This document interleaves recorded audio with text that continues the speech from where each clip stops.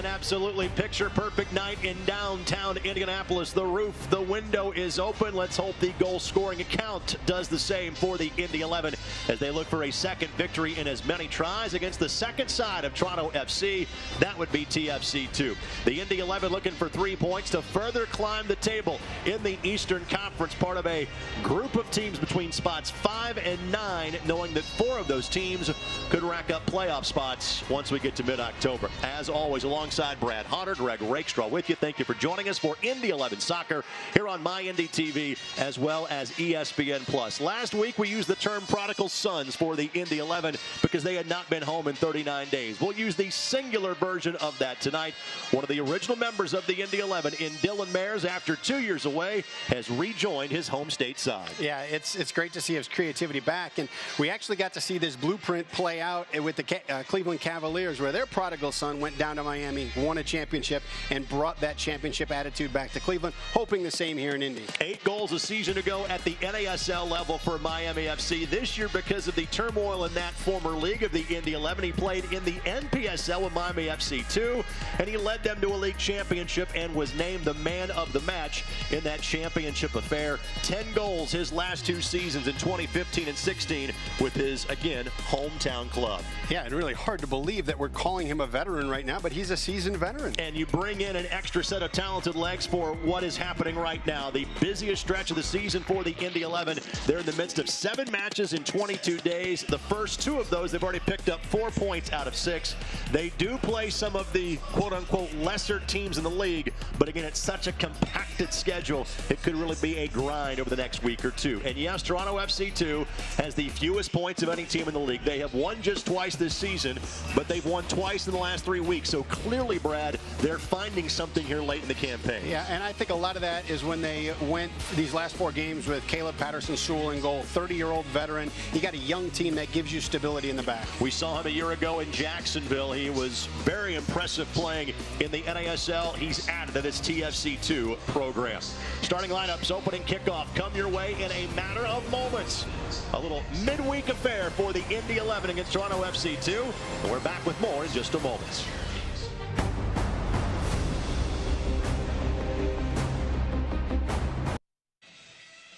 Indy 11 Soccer is brought to you by Community Health Network. Dream big, work hard, finish strong. Community Sports Medicine, official sports medicine provider of the Indy 11. And by Honda, proud to be the official automotive sponsor of the Indy 11. By Turkish Airlines, widen your world. And by The Room Place, get it all at The Room Place.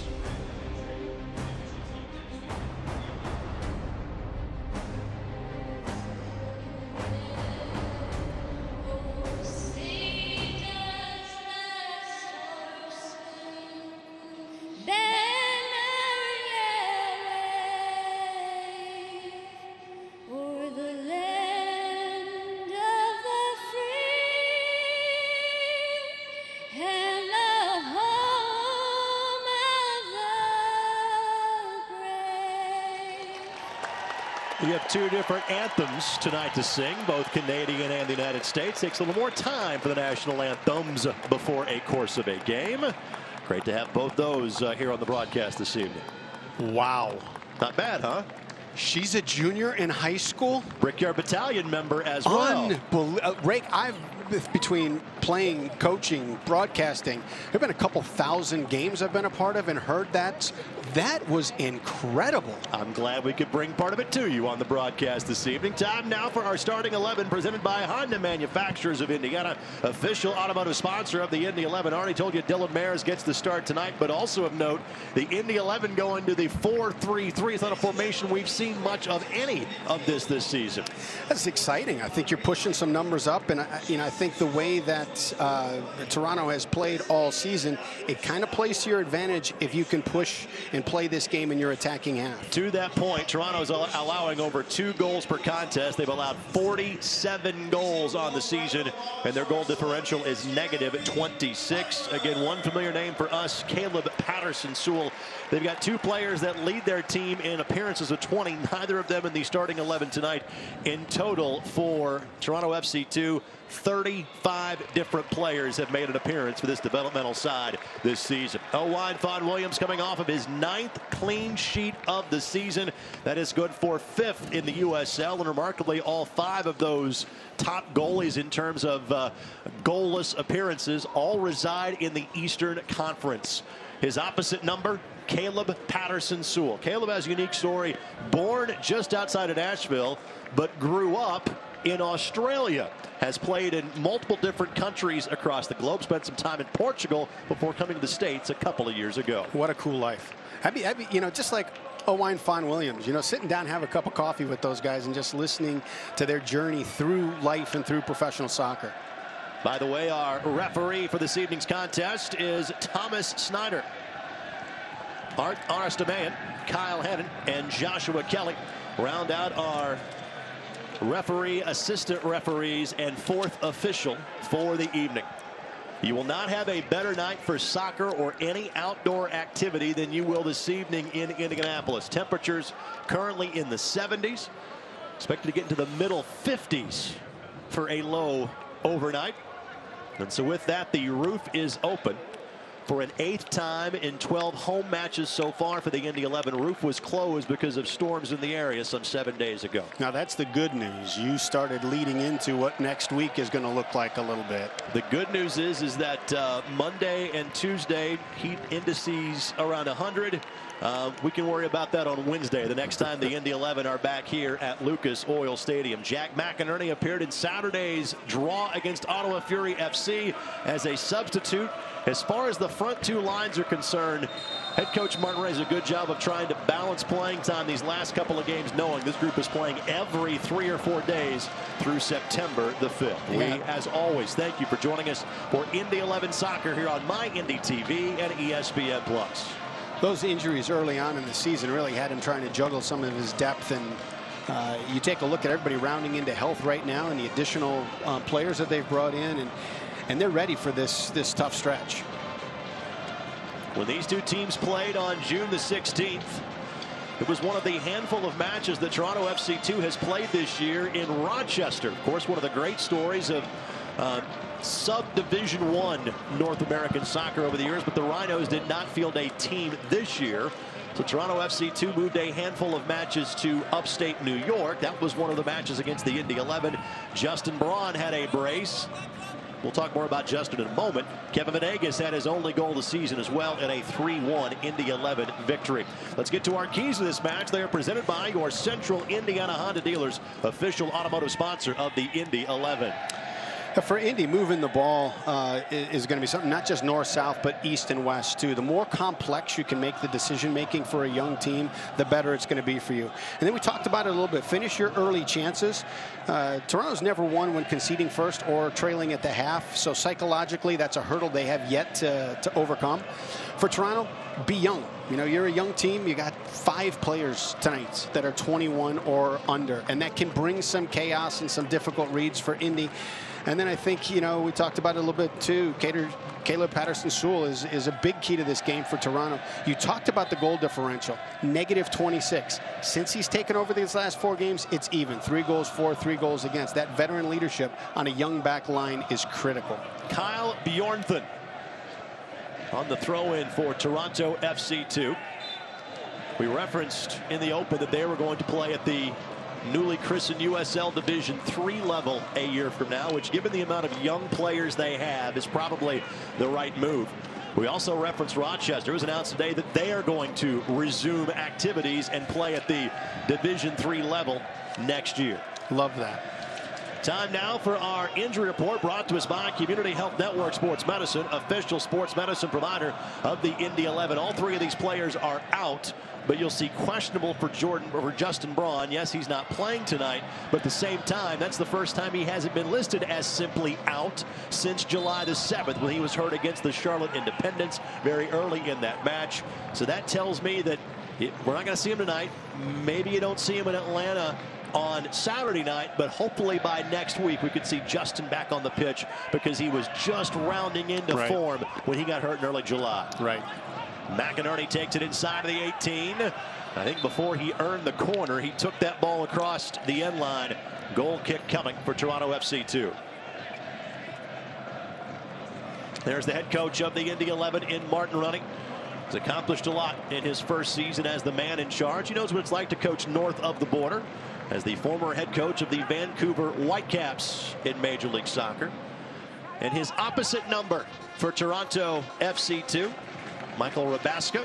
And it is always a unique challenge to be coaching at this level where, yes, you want to win. It's the reason why you play the games, not to go all Herm Edwards on you. But player development really is what is key for a second side such as this one. Yeah, and he's been a part of that for Toronto for a long time. He was part of this.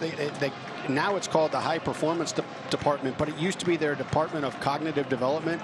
And it's all of this kind of holistic approach to building these young players, not just on the field, but the psychological aspect of the game, the nutrition, all of these things go into that high performance. So he's been a part of that development piece of Toronto for a number of years.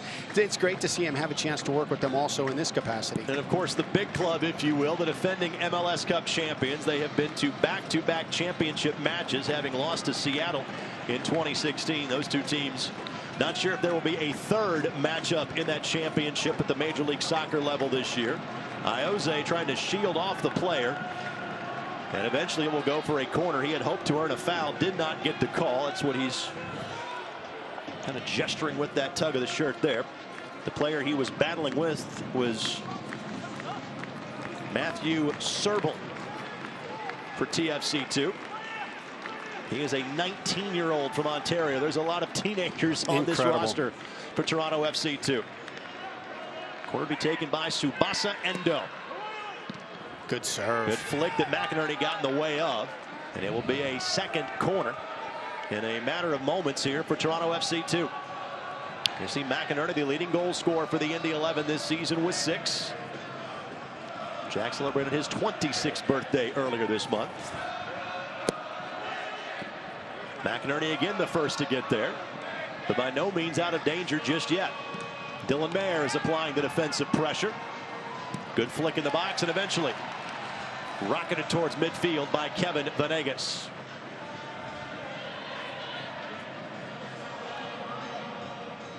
This is a Toronto FC2 team that scored against the Indy 11 when they played some 2 months ago. They've scored 21 goals on the season, 9 different goal scorers. But they have found themselves giving up goals by the bucket load so far this year. You see Ben Spees, he had a goal in Indy's last victory 7 days ago. The 3-2 win in dramatic fashion over North Carolina FC. Spees, Starikoff, and Wangera, the goal scorers for Indy in that game. Eugene Starikoff not featuring in the 18 tonight. Carlisle Mitchell allowing Vaughn Williams to play that one. Wangera is available as a substitution. Talked about again how Mark Rennie has kind of turned the lineup over the course of these last 3 games, knowing just how busy of a stretch this has been. You see Matt Watson, Nico Mattern in the midfield for the Indy 11 tonight. That's going to be a foul whistle against Jack McInerney of the Indy 11. Neither of those two were starters on Saturday. Brad Ring got the nod on Saturday, wore the captain's armband in place of Matt Watson. Of course, Dylan Mayers didn't play in Saturday's game because he wasn't announced as a signing until Monday. So literally it's a new midfield from Saturday's match. What a pickup, though. What a pickup at this point in the season. And the players that were under contract to the teams like Jacksonville, Miami, and the New York Cosmos, now that the NPSL season has come to an end, they've all started to find some homes here in the USL or in other leagues. Longtime Miami keeper Daniel Vega was signed by the Tampa Bay Rowdies a couple of days ago. Carlisle Mitchell got ahead there first. Venegas was next to it for the Indy 11, but settled by Bjornthen for Toronto FC2. Speaking of former Indy 11 heroes, has Don Smart found a home since? Not sure yet. Was a late signing with Miami this year. Of course, he was the all-time leader in Indy 11 appearances until this season, has since been surpassed by Brad Ring. Ring is available for selection off the bench if needed tonight.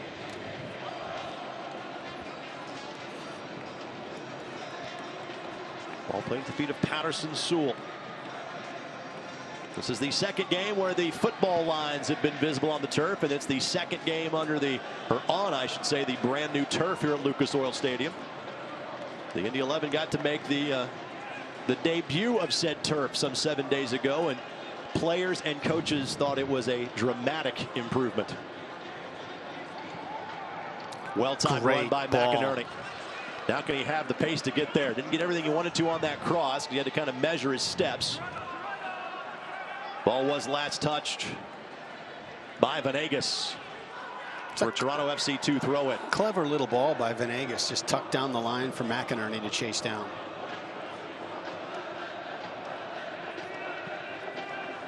Toronto FC2 did not get their first win this season until they beat Nashville SC, who will likely be a playoff team, on July the 28th. They since followed up with a victory against the Richmond Kickers, a team the Indy 11 played in their opening match of the season back on March 24th. Watson tackled off of that ball. Opportunity here for TFC2. Left foot couldn't get to it properly. Right foot. Whoa. Gave Vaughn Williams a bit of a scare as he watched it curl around the post. Fun right now watching Toronto break out. They're coming with numbers and pace on the counter. John Baccaro played it across to Jordan Hamilton to set up the opportunity. Not the left foot he wanted, but not far from an electric right foot to give them an early lead. His left foot set his right foot up very well. And Vaughn Williams pressured by Baccaro. This one will go back to Vaughn Williams, but Toronto FC2 is not playing like the worst team in the league so far. One of the things with a young team is an elevated pace, something that you can do. They can get on the break, they can counter a lot quicker, they can chase down some balls, and there is going to be some chaos that comes because they're going to have very different reads than a veteran team would do. And you know, hopefully you got moments like that kind of wake up Indy and realize, hey, okay, it's a team that hasn't done well on the score sheet, but that's not the purpose of a developmental team like this. It's to build these future pros for the MLS team. Hamilton, 22 years of age from Ontario. Baccaro, 21 years of age from Spain. Caleb Patterson Sewell is the only player aged 30 or greater on this TFC2 roster, while the Indy 11 have 10 such players aged 30 or more. And what a great pickup it is for them. I mean, if your job at this level is to develop that next pro, I mean, these guys are pros, but to develop that next generation from your academy to pro to the MLS club, to have a guy like Patterson Sewell, a 30-year-old who has been around, who understands the life of professional soccer, to help these guys make the adjustment both on the field and off the field to this kind of a life. Giveaway. And you can be somewhat confused on the lines on the sideline. This is one of the issues. Again, it's still more positive than negative having the brand new turf, but on the old turf, the lines have been painted over. Here, you can get lost a little bit on those sidelines, but it's the trade-off the Indy 11 are happy to have. Yeah, there was some conversation after last match, and I think part of that was generated by you looking at calling for pink lines, and that was up for discussion. Clearly they decided to stick with the yellow lines. They appear to be a bit thicker and brighter tonight. Well, I tell you though, when you win in an exciting fashion like you did last time, you don't change anything. I think it was Bull Durham the one said you do not mess with a streak or something along those lines, perhaps. If you say it, I believe it. Dylan Mayers applying the defensive pressure for the Indy 11. And Sooney Saad now giving chase. Sooney scraped some paint a couple of times in the 0-0 draw against Ottawa on Saturday afternoon. A road point's not a bad point against an Ottawa team that has been playing much better as of late. Opportunity here. Hamilton is onside. Has two defenders around him. And Wisely will play it out top to Endo. Now Bjornthal with some space to move. Plays it across. Watson read the cross. Ouimet offers further safety for the Indy 11. Good job by Venegas on the pressure there. I thought Hamilton, if he would have pulled the trigger early, had the shot, and instead he decided to pull it back and knock it outside to Bjornthal. Well, frankly, more of this match has been played in TFC2's end of the field than the Indy 11 would have liked. Iose draws the foul. Want to thank our friends at Delta Faucet, one of our new sponsors with the Indy 11. Delta Faucet, see what Delta can do.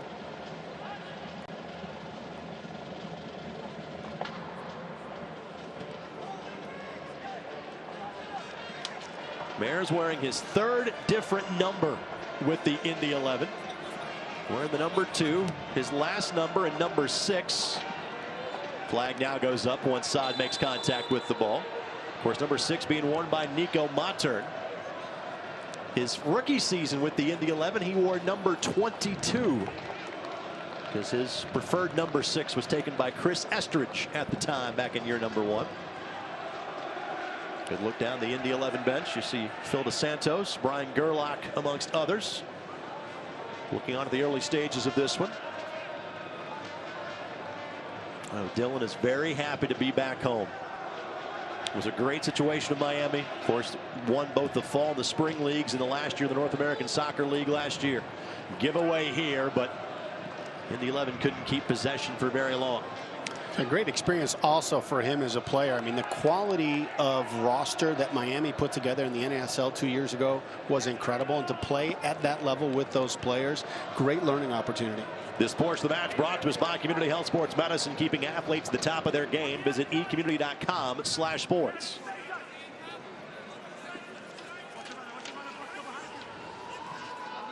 The second consecutive match against a team from north of the border. After the draw with Ottawa Fury FC. 3 Canadian teams in the league. This one sent backwards. Iose will track it down. Of course, the Indy 11 as a franchise used to making that trip, having shared a league with Ottawa for the first 3 years of their existence. But this ends the matches against teams from north of the border, barring a playoff match with Ottawa, which is certainly a possibility. Those two teams played twice. 1 goal was scored. It was an own goal. So if they would play a third time, you kind of get the idea as to what to expect. Playoffs would start the week of October the 15th. And as of now, the Indy 11 are in a playoff position. They have been for most of the season, but by no means is it guaranteed. Well, you saw it in the table. You've got 5-6 teams that are separated by a point. Long distance ball for Suni Saad, and again flag goes up for Saad, and must be a result of the formation, but this is by far the most offside flags I have seen in a short amount of time against this team this season. Yeah, and it does not appear that it is a disciplined line trap that Toronto. It really just looks like the front line of Indy 11 is just anxious and excited to get forward. And scored 3 against TFC2 when they played back in mid-June. Scored 3 the last time they were home as well from 3 different goal scorers. This team has been somewhat Jekyll and Hyde this year. They have been a high-flying outfit hitter at home, and they have been very much a stingy group on the road, as evidenced by not giving up a goal in Ottawa on Saturday, including a 3rd unsuccessful penalty against the Indy 11 this season. And in the last 2 road matches, Indy 11 has seen a penalty not converted. Now, the first of those were saves by Vaughn Williams, and perhaps Owine's success. Spees, flag stays down. Spees is onside. Ben Spees slides it past, and Ben Spees has his 2nd goal in as many Indy 11 home matches. In fact, all 3 of his goals this season have come on the Lucas Oil Stadium turf. The Indy 11 have the lead in the 18th minute. What a great and composed finish. You know, you had Venegas both coming up and Spees both on the edge, right on the line. Perfectly delivered ball, and then calm and composed tucks it under Patterson Sewell. Well, we referenced the numerous offside flags. Just a matter of timing out that run a bit better. That one was timed out perfectly, and Spees calmly slots it by Caleb Patterson Sewell. And Ben Spees has hit his stride. Did not have many opportunities in April and May when those injuries happened in late June, he pounced on his chance and hasn't let it go since. So critical. He was such a vital piece of the team last year in minutes, and you could count on him for scoring, could always count on him for effort and quality play. And then to see him, kind of have this rebirth in this season and really getting on fire recently is a big plus for the 11. He was one of 3 players the Indy 11 brought back from last year's team, Brad Ring and Justin Braun being the other. Of course, now with Dylan Mayers returning, there are now 5 players on this roster that had been with this team in some point before this season. And against a young team, the last thing that you want to do is give them confidence. And the Indy 11 will look to tack on to what's a 1-goal advantage. Speeds last year 4 goals in his debut campaign with the Indy 11. Has spent some time in Major League Soccer, has the Ohio native. Player told no foul there.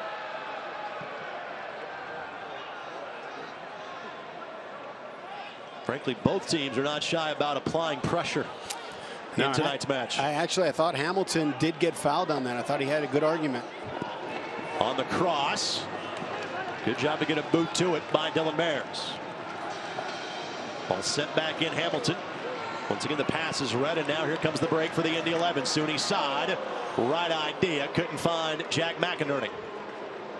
August is the birthday month for the Indy 11. SUNY celebrated his birthday on Friday, which is why those pieces of chipped paint on his shots on Saturday were even more cruel than usual. Jack McInerney celebrated a brace on his birthday some 17 days ago.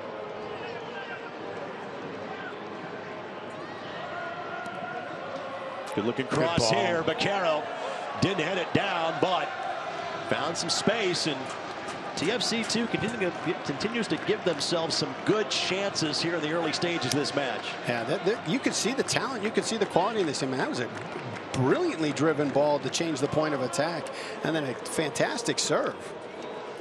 This reminder, fans, you can catch Soccer Saturday every Saturday morning on 107.5 FM and 1070 The Fan.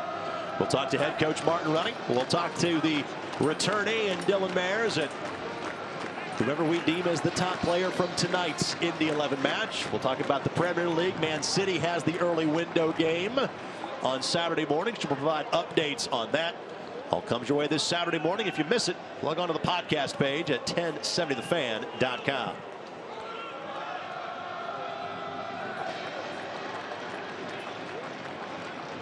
Indy 11 plays the second sides this week. They go on the road to play Atlanta United 2. They defeated ATL UTD 2. I don't think that's going to catch on. I don't think so. It's going to be a tough one. I'm not the one that originated that, by the way. So I'll give this a try. Nope, not working for me. I went with AU2 when they were here. I thought that was a little more compact. That was. But I tell you what, that makes for a very difficult week. The challenge with these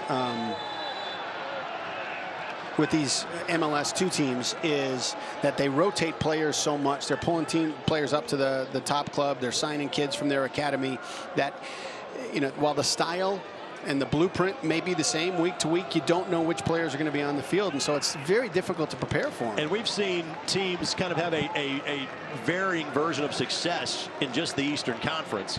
New York Red Bulls 2 thumped the Indy 11 4-1 when they played at the end of May. And they have been a playoff team more years than not. Bethlehem Steel is clearly in the playoff picture. The Indy 11 have split matches with Bethlehem this season. On the opposite side, Atlanta and Toronto have really struggled in this league this year. And I think so much of that goes to the philosophy of what these teams have their USL teams for. Is it to get guys that are ready to come in and help the top team more recently, or is it to develop some of your homegrown talent? Another quality header. Hamilton sends it open over the bar. But while the Indy 11 are leading, I'm not sure that Mark Rennie is happy right now with the number of chances his team is allowing. No, they're finding Hamilton with some ease, and he's actually getting some good looks at goal. He's 22 years old, Rake. On this team makes him an old guy. Yeah, he's the veteran. He's on postgraduate scholarship duties here for Toronto FC 2. This segment of the match is brought to us by the Room Place. Get it all at the Room Place. For Hamilton, this is just his 6th appearance of the season. He does have 3 goals, and he is on a Toronto FC contract. He is on an MLS deal. Yeah, you can see why. Opportunity here for Mares. The lead for Sunny Saad. Options aplenty. Falls at the Great feet. finish. Back of the net. McInerney has his 7th goal of the season. And despite the good things that Toronto FC2 have done, the Indy 11 are staked to a 2-goal lead. Only bad news is that Sunny Saad has gone down inside of the 18 for the Indy 11. Oh, no. And he is, as you can tell, kind of checking out a knee or a calf is Sunny. Let's focus on the good news for the Indy 11. Jack McInerney, goal number 7. And his 4th in the last month. And sometimes it's right place, right time. We used to use this phrase the last couple of years for our buddy Eamon Zayed. That would be a poacher's goal right there for Jack McInerney. Yeah, great touch by Dylan Mares to send Sunny Saad in. I mean, it's not going to be recorded as a stat, but it's the ball that frees him up to deliver the assist. And you take a look at the, you got good size on the back line. There's good pace, but they're young. And you take a look at that missed clearance that leads to a McInerney goal. And it's just one of those things that can't happen. Those are the things that you have to clean up and polish before you want to move to the next level. As far as forwards available for the Indy 11 tonight, it's Zach Steinberger and Elliot Collier. Steinberger did get the start on Saturday against Ottawa Fury FC.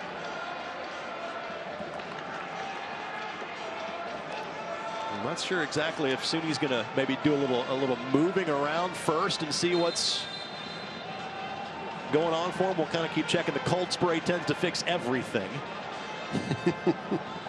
But again, knowing that A, you've got a 2-goal lead already, and B, you've got to play again on Saturday, I'm not sure if you take much of a risk at this point in bringing Sunny back. Yeah, not just with this week, and he looks like he's giving the thumbs up right now. Not just with this week, but you take a look at the stretch that they're on and the position they're in. To risk a player of that caliber if you're not feeling like, hey, it's just something minor. You can watch highlights from every game of the 2018 season and stay up to date with news from across the USL at the league's official Facebook page, facebook.com/USL Soccer. This Toronto FC2 team does not have a road point this year. Nary a one. This is their 12th road match of the season. 0 wins, 11 losses. And again, offensively, they've done a lot of things well so far in this match. Just one well-timed run, one bit of a defensive lapse, and here we are. Vaughn Williams, that short hopper can always be a bit of a tough one. Noble Okello. Yeah, and he's been impressive. He's sitting kind of in that seam, in that pocket between the back line and the front 3, and he's been dangerous both in finding seams, and then you take a look at that shot. That bounces right in front of Vaughn Williams. Okello, 17 years of age, which means he was born in this millennium. Player goes down behind the play, and the player that committed the foul, Lars Eckenrode. And Spies seems to be all right. You can see Noble Okello. He is a native of Toronto. 6'4" and 170. 17. So as he fills out, that's going to be scary. But you look at, I mean, you got to love Toronto, growing their own talent through their academy, bringing them up and not rushing them into the parent club, but giving them actual game experience at the USL level. Well, that franchise has quickly become a model for North American soccer. Endo sends it across. Not the pass he was looking for. Now Hamilton. Little give and go here. And that will be a foul just outside of the 18. Well, Mattern on the right side of the 18-yard box. Kind of in a similar situation on the other side of the box against Ottawa Fury. There was a penalty given. And there seems to be little argument because of the scoring opportunity that Hamilton had, no doubt. That's a foul on Mattern. It was outside of the 18. I think that's a good call by our match referee. What a great give and go. Well, it's clear to see why Hamilton, has only appeared for the USL team now 6 times this year, and he's on a Major League Soccer contract. His skill is rather obvious.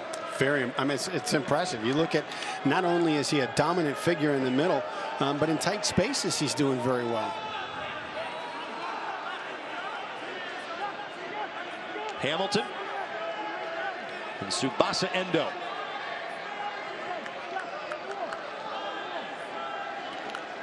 The line has designs on a 10th clean sheet in this match. Give the league leaders in that category if it stays as a 0 on the board after this attempt.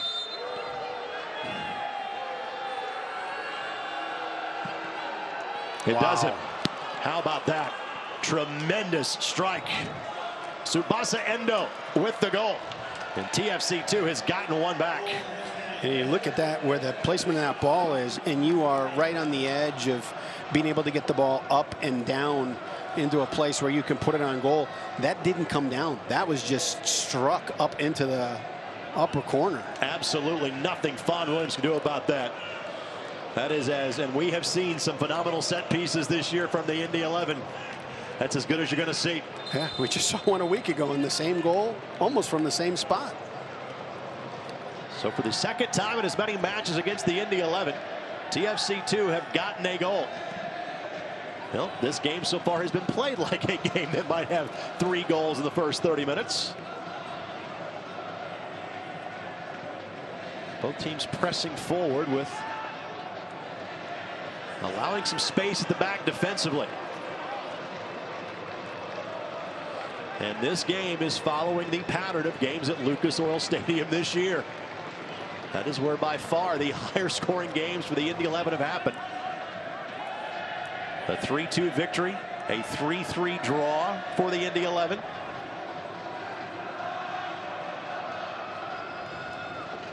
Fans, you can show your Indy 11 pride and get your exclusive IMCU Indy 11 debit card at any Indiana Members Credit Union branch, or log on to imcu.com today.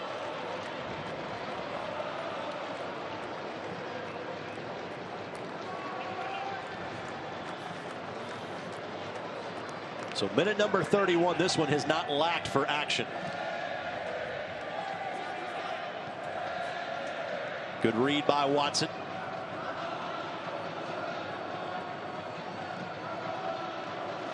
And frankly, even though the Indy 11 have the lead, you could say the, if not better of these scoring chances, the more multiple of scoring chances as the offside flag goes up for Hamilton. There have been more opportunities so far for TFC2. I like the pace that they're playing on. You know, you look at down 2 goals, and it wasn't dialed down. They're still looking to push, still looking to press. And I think some of that comes too from that philosophy of you know, what the team is in the development thought process is that, you know, you want results because everybody's competitive, but the main impact is getting game minutes. Endo on the goal for TFC2. He was signed by this team 20 days ago. As mentioned earlier, they have had 35 different players appear in a match this year. We talked about the familiarity with their goalkeeper and Caleb Patterson-Sewell. Another familiar name for Indy 11 fans has played for him. We'll finish that thought in a moment. Hamilton with some space. Hamilton trying to set back up to his right foot. Inside of the 18, ball falls to Hamilton. Told to get up as he was trying to draw the contact there. You can see the talent. It's just the quality of the final decision hasn't been there yet.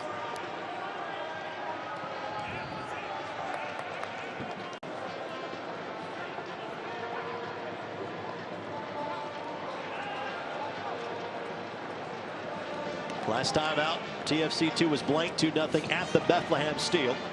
That was last Thursday. And when you're a bit of a second side, you probably will end up playing more midweek matches. Just because you're not as worried about gate, for example, and ticket revenue. They'll actually play on the road next Tuesday for their next match at Louisville City.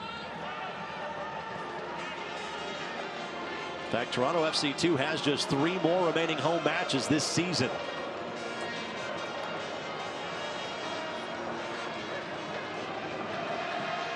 It's not like their home results have been fantastic, but their road results have been non-existent. All 9 points so far this year have come in home games. That's where a good performance, if they can pull a draw out of this. Hamilton again. What a and Vaughn hit. Williams can't get to it, and it is quickly tied at 2. He's been deserving of a look the entirety of this match. They give up 2, they get 2 back. 4 goals in the first 34 minutes of this one from Lucas Oil Stadium. That may have been from 30. I'm impressed. I'm so impressed with Hamilton right now. In tight spaces, he's doing a fantastic job. I think you look at this hit here. And you nailed it from 30.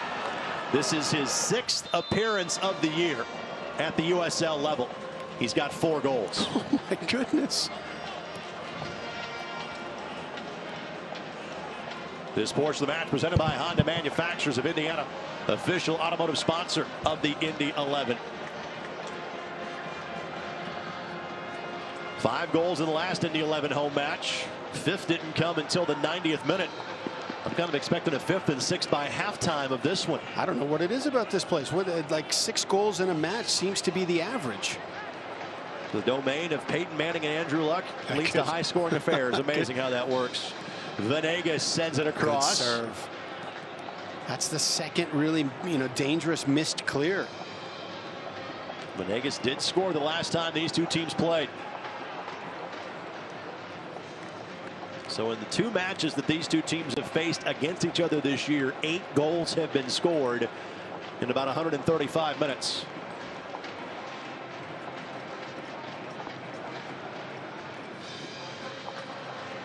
And much as we talked about in the open, you respect the fact that this team has struggled so much this season and that they just keep firing away.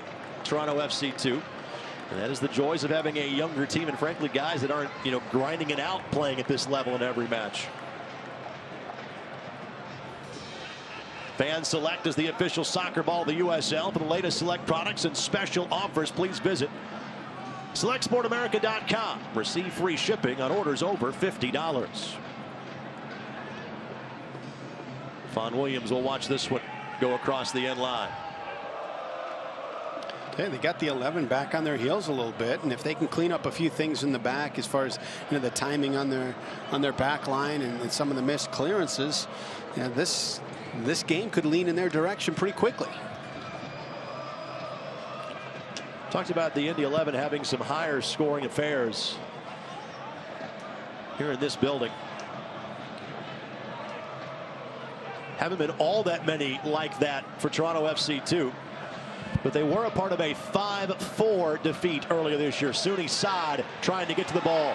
Goes to the ground and the rule is a goal kick. I think they'll rule there was just as much contact Sooney initiated as he did receive from the TFC2 defender. Robert Boskovic was the player tangled up with Sooney. I think that's fair. Yeah, absolutely. I think both Sooney ways. had his arm locked around him, and that's, what is he, 27 years old? That's such a veteran move right there to initiate the contact and have it look as though it could go either way. Again onside. With Hamilton to his right, the 2 goal scorers charging forward for TFC2. The lead back to the top of the 18, taken away by Mayers. Sooney Saad got onside. 4 defenders stream back for TFC2. McInerney wants it back post. Saad couldn't get it to him and taken off the ball by a Toronto FC2 defender.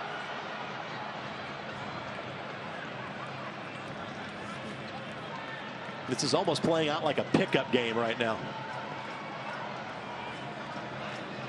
When you look at that last ball that Toronto had, Tsubasa Endo takes it down, down the left side, and everything about it is leaning in Toronto's direction. Venegas is pulled out. Mitchell has to slide out of the middle. That opens up the opportunity, and then just that final pass. Final pass lets him down. This portion of today's match presented by the Indiana Economic Development Corporation. Take your business to the next level in a state that works. And McInerney goes to ground and draws the foul.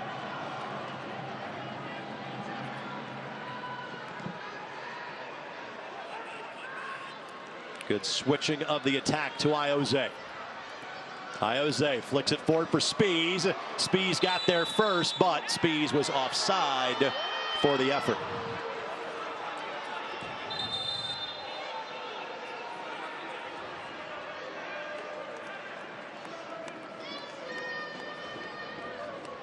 So that assistant referee has gotten his shoulder workout.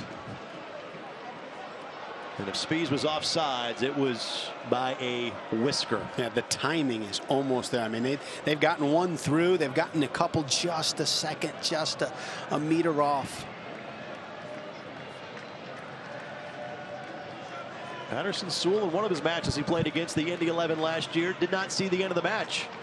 A red card for playing a ball with an extended arm out of the box. His Armada team won 4-1 anyway. That team just missed making the playoffs last year. And he and now Indy 11 man Zach Steinberger teammates on that squad last year. As Zach has now spent 2 years with the Indy 11 and 2 years with the Jacksonville Armada during his professional days. That was an impressive run by the Armada. You know, coaching change early on, got off to a bit of a slow start. Were able to get things moving in the right direction, and had the great fortune of rolling out almost the same lineup week after week after week. This portion of today's match presented by Turkish Airlines. Widen your world.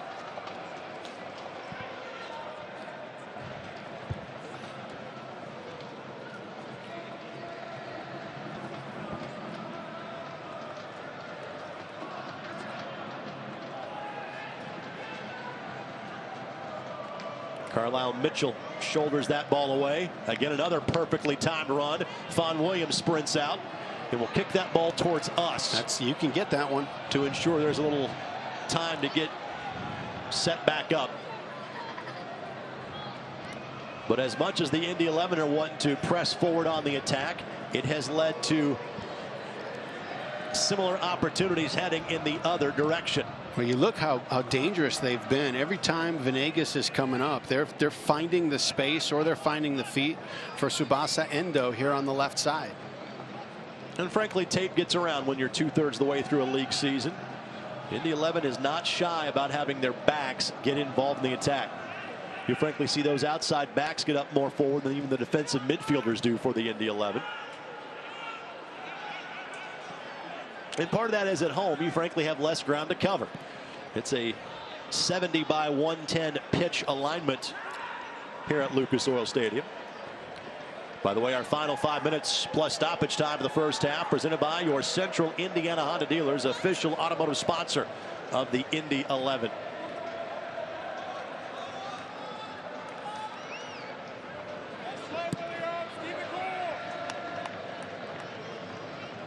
Vaughn Williams on the clearance. He has played in every minute of every match this year for the Indy 11.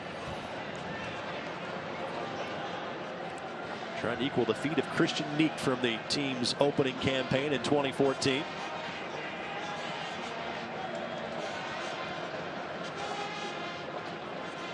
There are 7 more regular season matches in this year than there was in that season for Christian.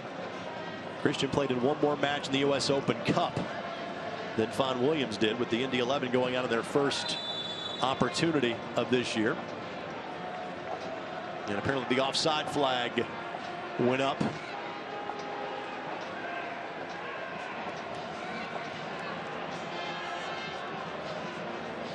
Liam Fraser discussing that call with our match referee. And Thomas Snyder, our lead official for tonight's contest. There's Sunni side. Great ball. Flag goes up again.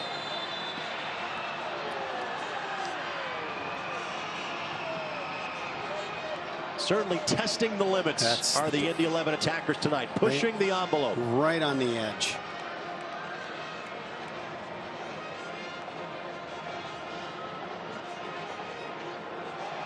I don't think that's offside, Brad. Yeah, I thought that was a perfectly delivered ball, and I think Sunni would love to see that one play out. And Martin Rennie voicing his displeasure about the call.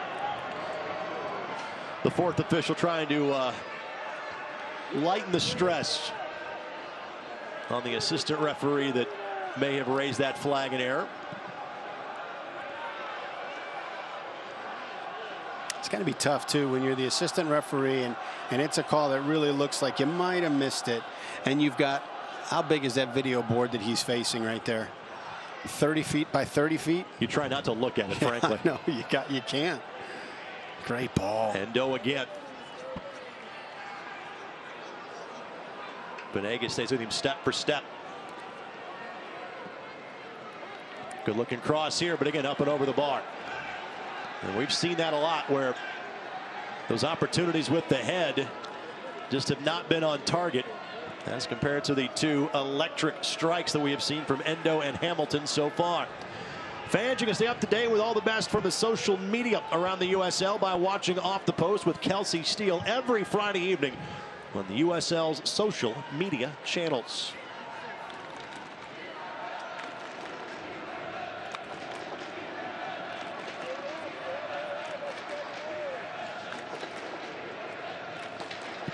Well, TFC2 has alternated wins and losses in each of the last 5 matches. If that pattern were to continue, that wouldn't be good for the home team after losing last Thursday to Bethlehem.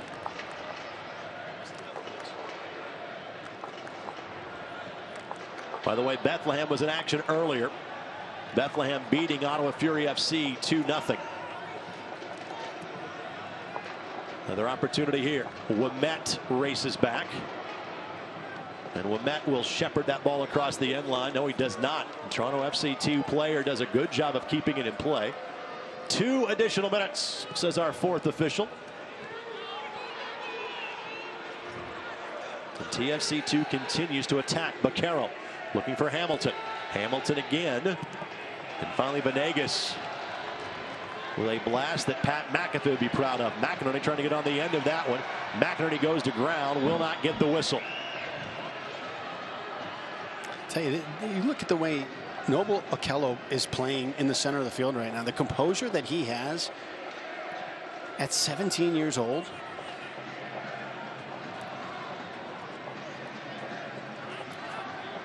Nothing's rushed. Everything's calm. The correct decisions. Foul against TFC2. Iose with a bit of an extended stare down at the end of that play.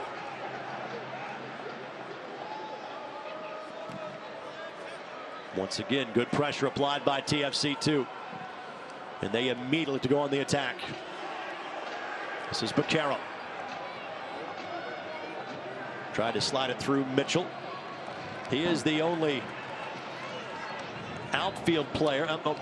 Well, correct that. He and Iose, they're the guys that have played all 3 matches in this 7 and 22-day stretch so far. At least played in every minute of every match to this point. Several players have started twice and been a sub in another. Good job to keep possession there by Sunni Saad. But Spies' pass left something to be desired, and then Saad goes to the turf, and immediately whistle is blown. And obviously we saw him down earlier.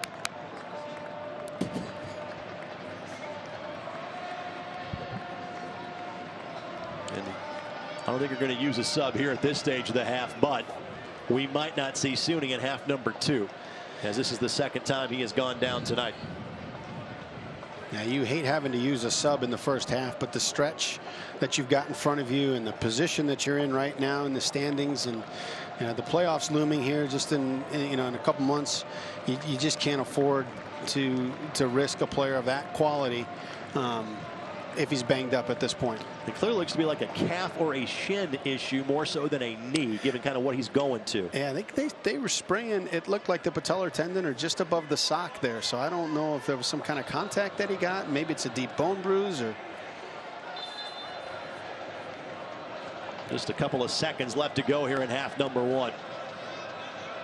SUNY trying to stay out there right now, but I doubt there's going to be much movement for SUNY over these next few seconds.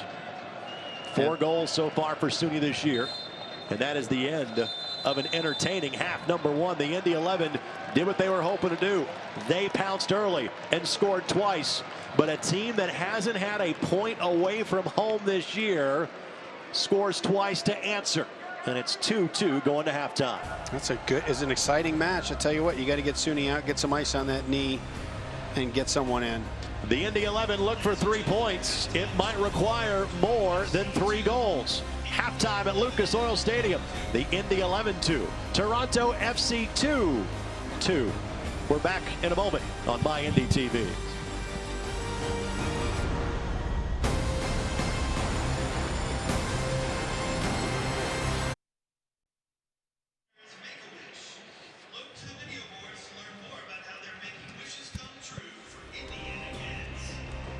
We have officially gotten to the point of the season where every point is a critical one. The Indy 11 want 3, expect 3 tonight. Right now they're sitting on 1 because of the comeback effort of Toronto FC 2.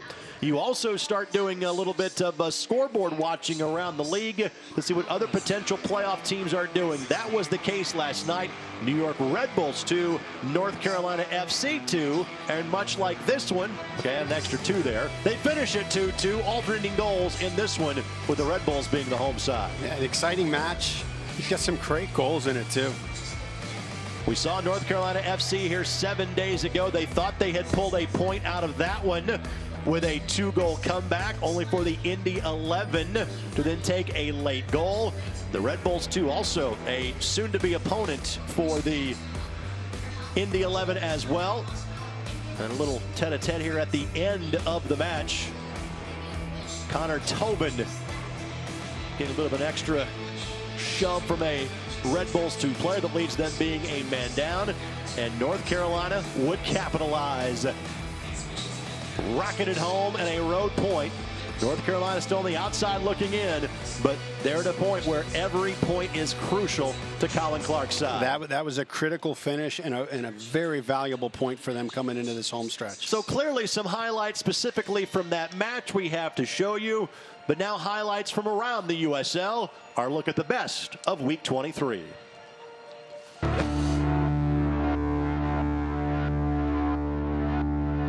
I was born from the bottom, but raised to the top. I was born from the bottom, but raised to the top. I was born from the bottom, but raised to the top. I'ma keep on climbing, I ain't gonna stop. I was born from the bottom, but raised to the top. I was born from the bottom, but raised to the top. I was born from the bottom, but raised to the top. I'ma keep on climbing, I ain't gonna stop.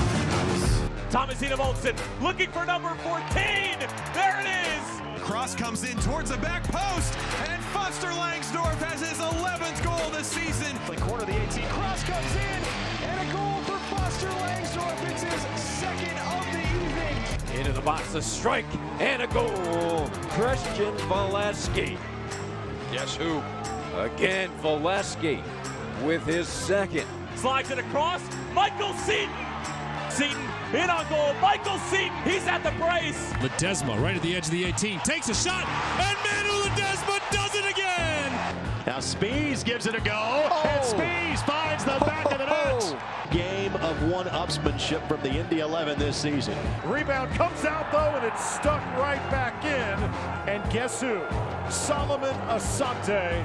Chance now for it, St. Louis! Long overdue goal for Corey Herzog. Here's Carl Howarth, and the shot, and it is 1-0 Ottawa Fury FC. Here's Atlas Aidan to strike. It hits the frame of the goal and goes in. Laid off to the path of Barry. He's onside, and he fires it home.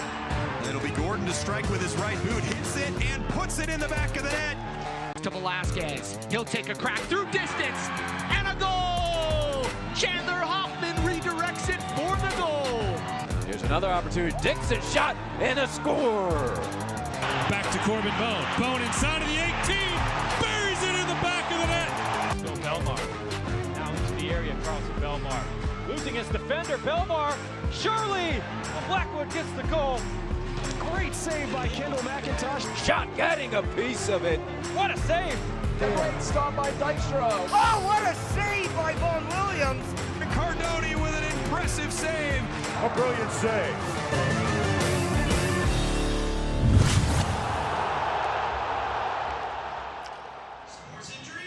Always a good sign for the Indy 11 when you play 2 matches in the course of a week, and there's highlights from both matches that make the best moments of the week around the USL. 2-2 our score at halftime between Indy 11 and Toronto FC 2. Alongside Brad Hunter, Greg Rakestraw with you. Again, there were opportunities early for TFC 2. They didn't cash in. The Indy 11 did. But if you ask me who'd been the better over the 45 minutes, I'm probably saying the visitors tonight. Yeah, I think they've been dynamic in the midfield. They've been exciting up top. I think their back line has been a little bit suspect, and that's something that the 11 can key on in the second half. We'll catch up with Mark Rennie coming up in just a matter of moments, but right now let's catch you up on the table in the USL in the Eastern Conference. And again, this reflects the earlier victory for Bethlehem Steel FC. They've got a bit more cushion now, so the Indy 11 trying to keep pace with them, but also 3 points here for Indy allows them to stretch their lead over New York and Ottawa and just trying to get off that bubble spot in the Eastern Conference. Yeah, but you look how dangerous that bubble spot is because the teams right below there are still just a point or two away. Now let's also show you kind of 9 through 16. And again, the cutoff for the playoffs is 8, the first page of the graphic. But kind of where the points cutoff is would be Nashville SC in terms of between them and North Carolina FC. But as of now, it's been an impressive first season for Nashville SC. But they're on the outside looking in. They also have a lot of matches left to go. Yeah, and there's these 3-4 teams here at the top of this table really need to start pushing right now at this point in the season. By the way, look out for Penn FC. Kind of a quirky schedule. They've been on the road for weeks. They finished like their last 8 matches at home, including a visit by the Indy 11. Don't write off Penn FC just yet, but they've got a lot of ground to make up with all those home matches that are about to take place. So it is a busy Wednesday around the USL. Our scoreboard brought to you by Crown Plaza, Indianapolis downtown. One match that has gone full-time. Pittsburgh Riverhounds, they're going to be a playoff team, the stingiest team in the entire league. And FC Cincinnati without Manu Ledesma, who is out because of yellow card accumulation tonight. No problem. They lead by 2. And we can update the update. Lou City just scored on the road in Charlotte, so Louisville leads 1-0 on the road. And again, they've made a coaching change, and they've just kept on trucking the way they have all season long. Yeah, the great thing about Louisville City is their philosophy as a club goes from the owner to the front office down to the coaching staff to the players, and everybody is bought in. The Indy 11 finished their season at Louisville City on Saturday, October the 13th. Our halftime show not finished yet. Back with more in a moment on My Indy TV.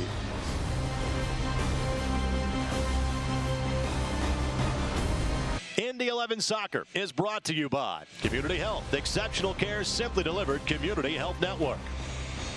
By Honda, proud to be the official automotive sponsor of the Indy 11. By Turkish Airlines, widen your world. And by The Room Place, get it all at The Room Place. A beautiful night in downtown Indianapolis and a night for goals in the beautiful game. Indy 11-2, Toronto FC 2. Brad, from a tactics standpoint, what changes, if any, you expect to see from the Indy 11 here in the second 45? Well, I think it's just going to be a timing from the front line and the delivery of the ball over the top, because I think they can get through Toronto's back line as they showed here. The timing was a little bit off.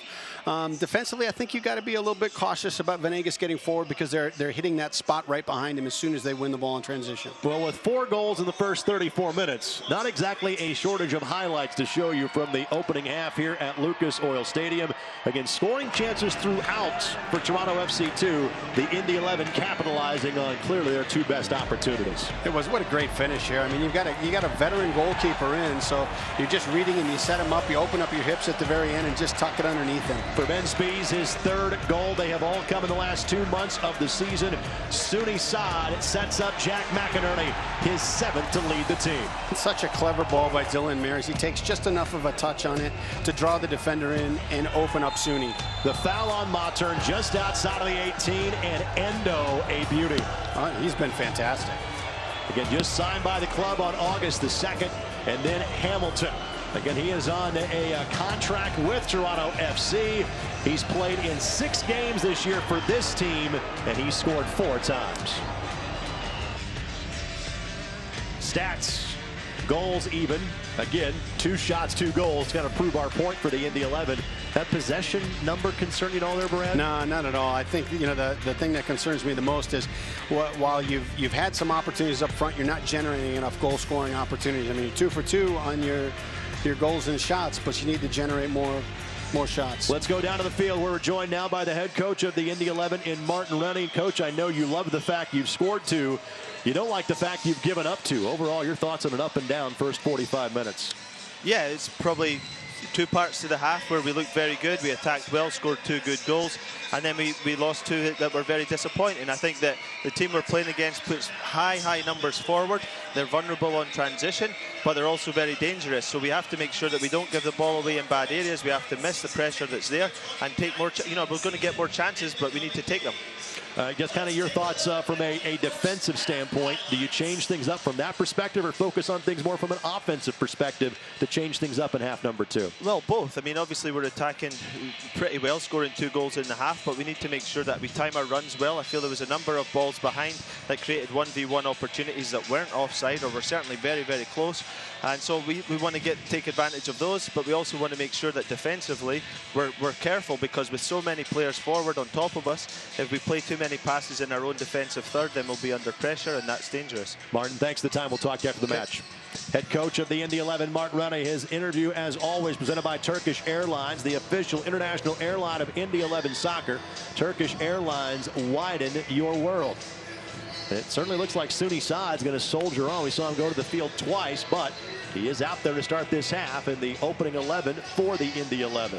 Well, the optimistic part of that is you have to believe it's not something serious then. It's got to be a bone bruise or something that isn't going to jeopardize these next couple weeks for him. Well, Suni is certainly this team's best set-piece taker. There hasn't been that opportunity yet for the Indy 11 because everything has been so open on their offensive end. You've got both he and the gentleman on your screen right now in Ioze. Because this club, for a long period of time to start the year, not getting much in the run of play, but they were lethal on set pieces and on corners. It has not been a set pieces and corners type of game, and I say that with a goal coming from a set piece from Toronto FC 2 already. Well, you look at it, and Toronto's generated 2 corner kicks, and those happened both like in the first 5 minutes, and the 11 haven't had one yet. Teams will switch ends.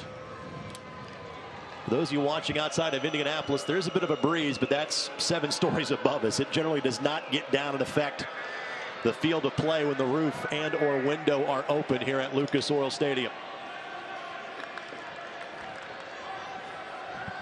Indy 11 have gotten points from each of their last 4 matches. We referenced how Toronto FC 2 has alternated wins and losses in their last 5. Indy 11 has alternated wins and draws in their last 4. If that pattern holds up, 3 points are on the way for the Indy 11. Looking to sweep the season series against their neighbors from the north, whom they won't face again, as Toronto FC 2 heads for USL D3 next year. When you look at that, those wins and draws that you talk about, and the 11 haven't lost in about 4 weeks, and they haven't lost here at home in 6 weeks. So they're on a really good stretch. They're playing well. You got multiple guys that are helping out with the scoring. When you're in these stretches where games are falling your way, goals are going in, you don't mind these multiple games in short amount of time. Watson draws the foul and goes down. Wearing the captain's armband tonight, Noble Okello, the player that commits the foul. And I have to thank Soccer Insider and friend of the program, Nipun Chopra, for sending me this note about Okello. He has already drawn some attention from Wolfsburg in the Bundesliga. You can see why. And even though Okello is from Canada, the thought remains the same. You have seen this current run on players 17 and 18 years of age from this country in the Bundesliga wanting to have those guys in their development system. Venegas sends it in, and McInerney couldn't latch on to it. Yeah, it's not difficult. I mean, it takes little time to see the talent that kid has. Give away, Suni Saad for Mater. Mater trying to find McInerney. Watson does, but McInerney was frustrated the ball didn't get to him the first time and didn't get back on side. That's tough too. You know, you don't blame him for the frustration because he was on and Modern had the right idea, just couldn't slip it through. But then you can't let that frustration bleed into the next play where you do have the turnover and Watson has it and can get it to you and you're out of the play. Nico Mater, if fate had intervened, he'd be getting ready for his second season playing at Indiana Wesleyan about now. And he was invited just to be kind of an extra body at training camp for the Indy 11 at Grand Park in February. And after 3 days was offered a contract by the team. Ball flicked forward for McInerney. Splits the two center backs. Couldn't get there. Side left foot. Didn't have the right touch on that one. Patterson Sewell had the angle covered. I can imagine all the fans of Indiana Wesleyan soccer are thanking you for the reminder that he's not with them here early in the season.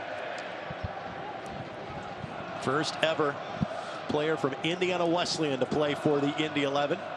They have Butler and IU players representing the in-state schools on the roster. This is Baccaro. Indy 11 now with 7 behind the ball.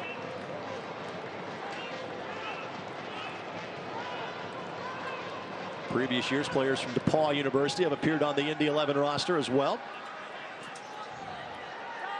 Speaking of Butler, Zach Steinberger is that Butler alum, and we've got another favorite of ours locally that played his soccer both high school in the area and at Butler. It is Eric Dick, who was the first-round pick of Sporting Kansas City in January's MLS draft. He is one of the 5 players, along with Vaughn Williams, up for the Save of the Week in the USL this year. This week, Eric is playing for the Swope Park Rangers, their USL team in Kansas City. Sent him a nice note this week, catching up with him.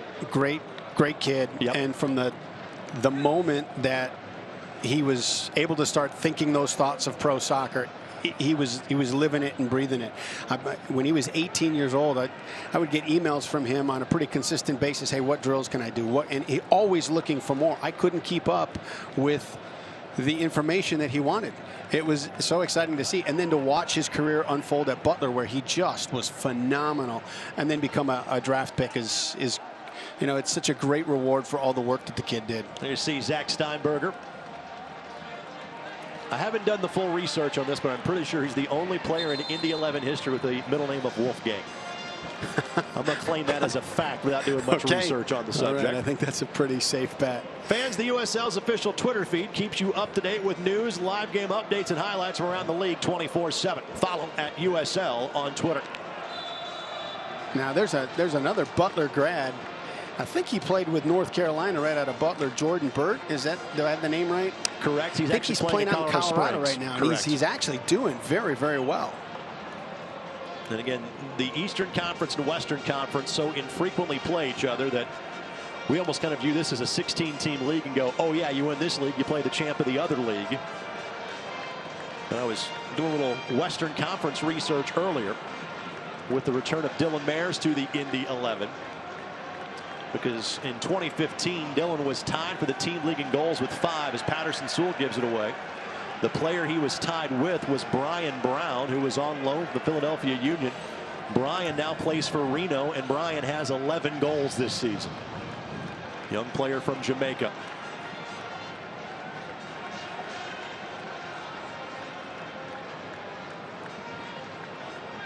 Mitchell to Venegas. Venegas not shy about going forward just yet.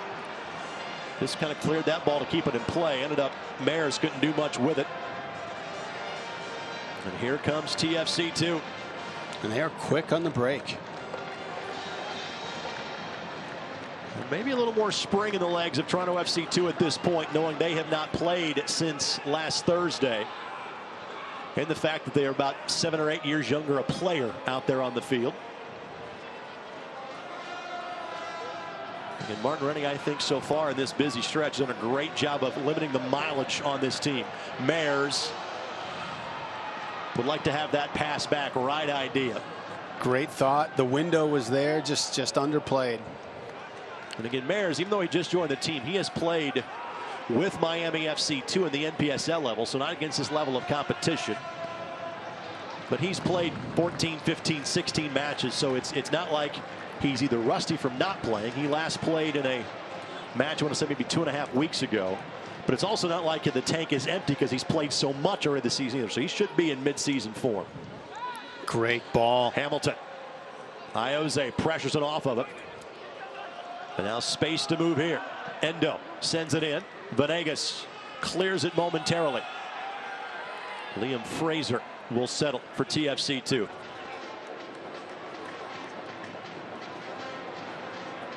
Now this may be a B-side for TFC2.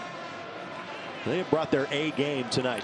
And you take a look at the little nudge that Iose gave Hamilton there at the top of the box. After he ripped that ball from 30, you got to make sure when he starts lining up for another shot that you do, put something in his head, either a body on him or a little nudge to get him off track, and that was enough to get him to move the ball out wide. This portion of tonight's match presented by the Denny Companies. The Denny Companies tearing down the past so you can build the future. And their leading goal scorer, Ayo Akinyola, had 4 coming in. Now Hamilton has tied that mark. Akinyola did that in 9 games. Hamilton has done so in 6.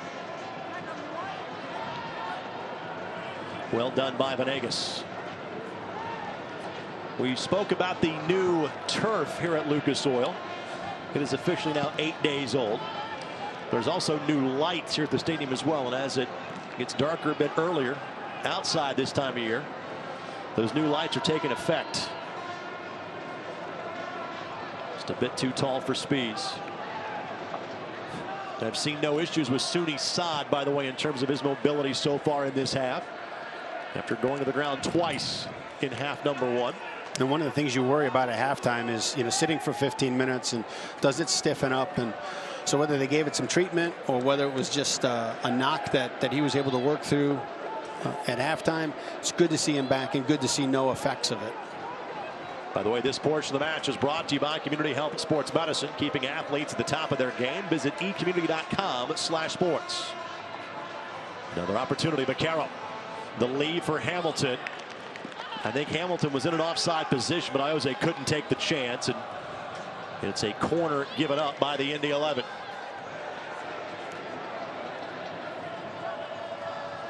Indy 11 has 5 home wins, 5 road wins so far this year. So the numbers are virtually even, but it just seems like, Brad, they have been almost a better road team than home team this year. We saw Endo take the 2 corners from this side earlier. Back post. It was Okello that could not get a head to it at 6'4". And ball flicked, but not on frame. And again, I like what I'm seeing from Toronto FC too. If you did not know their record coming in, you would not believe they have won twice this year. No, and veteran move by Wimet on Okello as he just sort of wrapped him up a little bit and would not allow him to get up for that corner kick. But nice little ball driven into the 6 and a good chance to flick it past Vaughn Williams there. There really are 3 teams at this point that are not part of the playoff chase in the Eastern Conference, and even Penn FC, I kind of put them in there just because they've had so many home matches left to go.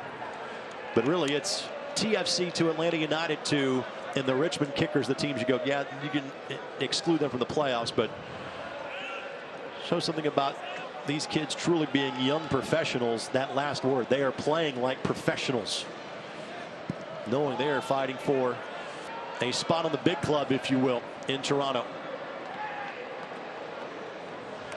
By the way, this segment of the match is presented by the Room Place. Get it all at the Room Place. Flag goes up. Advantage being played as Mares goes to the turf. Boy, Mares making his 81st appearance with the Indy 11 tonight. That is 4th in club history. Watson sends it in. Good serve. Spees trying to settle. McInerney carving out some space. And Mitchell sprints out to get it. Vaughn Williams takes a couple of steps forward and then realizes Carlisle's got it covered. Boy, they are not shy. As soon as they get the ball, they're looking for Endo over the top. Here's an opportunity here. McInerney's onside. Mares trying to find an angle to get it to him. Instead of call his own number. Great. Welcome home, Dylan Mares. Great. He set the two defenders up as a screen for Patterson Sewell and just bent. How many times have we seen that? Some things don't change. His 11th goal in league play for the Indy 11. His 12th goal in an Indy 11 uniform in total. What's new is the beard. What's not is the end result. And the Indy 11 lead it 3-2. So calm. Just draws those two defenders right in. Screens Patterson Sewell and then just drives a perfectly bent ball to the far post. A bit of a muted goal celebration from Dylan. That's what he did when he was playing for Miami FC and scored here. Now you're back for the home side kick. You can celebrate that a little bit more. So for a second time in as many home matches, 3 goals scored by 3 different goal scorers for the Indy 11. But a lot of time and a lot of opportunity remaining. McInerney, is the flag going to go up? Yep, he was. He was offside. And then a bit of an extra added shove at the end of the play from Eckenrode, which was unnecessary. And McInerney's like, I'm good. You put me down. I'll get up myself. Thank you. Mares one more time.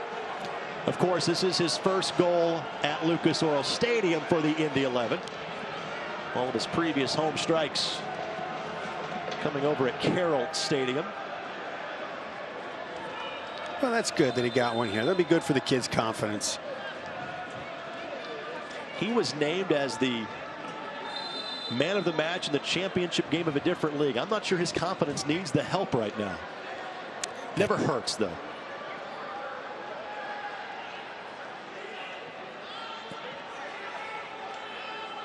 Well, it's good to see the investment paid off with such a quick return. Sooney Saad is onside. The flick forward. Sooney Saad. Saad goes the turf. Yep.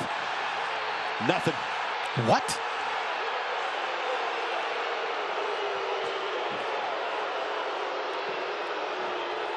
You really get to use the term apoplectic in a broadcast. That's because you don't know what it means. That's well, part of I do. I've never used that word. This job, but Martin Rennie is going that on the sidelines for the Indy 11 right now. Vaquero sends it in. And Sooney Saad just now getting up on the other end. And then a foul can be called on McInerney. And then a shove at the end of the play from another Toronto FC2 player, and take a look yourself.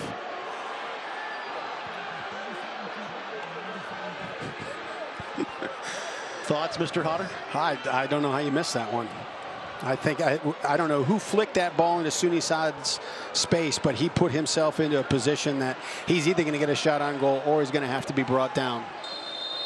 And then a foul can be called against Ioze for going to the ground. And this is probably the most dissent we have seen from an Indy 11 side this year towards a match referee. And now is he actually pointing the other direction? Someone said he pointed the wrong direction. He did. An error made by the official in terms of how he pointed. It will be Indy 11 ball. The tough part about that no call on the penalty kick is, you know, Toronto has come back from 2 goals in the first half. You'd be hard pressed to believe that they'd be able to do it again here in the second half. So while that wouldn't be the final nail in the coffin, that was pretty much the deciding factor in this match. And so, you know, Coach Rennie, he certainly has an argument here for that call, but, you know, see how these last 30 minutes play out, and that could be one that you look back on and say, oof, how'd you miss that?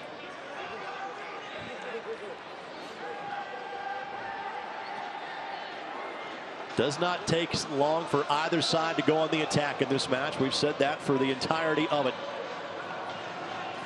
Rarely have these teams been going in reverse tonight. Everything has been about charging forward. Eckenrode does that here. Vaughn Williams lines this one up. The USL will surpass 2 million in total attendance this week, maintaining a record pace in the stands for the league's modern era. The league and its teams would like to thank you, the fans, for the rising support you have provided over the course of the season as we head to the 2018 USL Cup playoffs. Spies didn't get the boot on that when he wanted to. A second goal for Spies would be his first brace in an Indy 11 uniform. Great read by Venegas. McInerney the target. Headed away by TFC2. Ioze.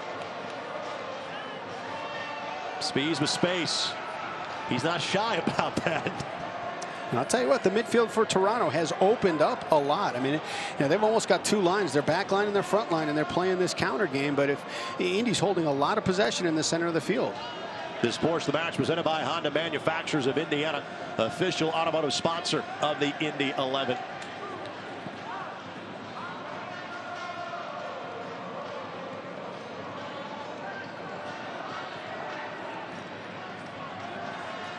McInerney. Oh. Right idea. Watson didn't read him properly. Goodness. That's such a high IQ play. I mean, not just to know that Watson's out there, but know where the defender is, know where that space is, and just take that touch, turn, and drive it. I mean, that's such a high-level play. If the Indy 11 can score one more, it would be the most goals they would have had in a match in their brief USL history. They've scored 3 now on numerous occasions, including each of the last 2 home matches. And they've scored 3 in each match they have played against TFC2 this year. By the way, it's also now 50 goals allowed this season by Toronto FC2. Watson trying to make the turn, but that 6'4" frame of Okello able to track that one down. Cover a little more ground, more so than the veteran in Watson. Watson, the oldest player on the Indy 11 at 33.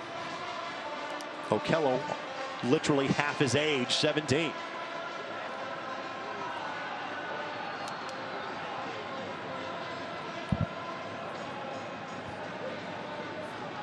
Kubel on the throw-in. Kubel from Stuttgart, Germany.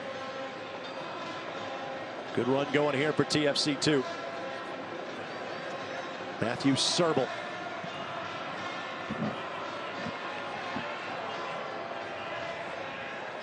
Do you expect the tenor or pace of this match to change at any point? Not a bit. Not a bit. I think you've got Toronto that is set in this style of play, and they're getting opportunities from it. And you take a look at the counterattacking ability and the creativity of Mares and what it's creating going forward. I don't anticipate any real changes. I think it's going to come down to execution here over these last 25 minutes to see who comes away with the points. Bit of a miscue by Venegas. TFC2 unable to capitalize on it. Been a bit of a giveaway ball that time. There just wasn't the space to play that ball over the top.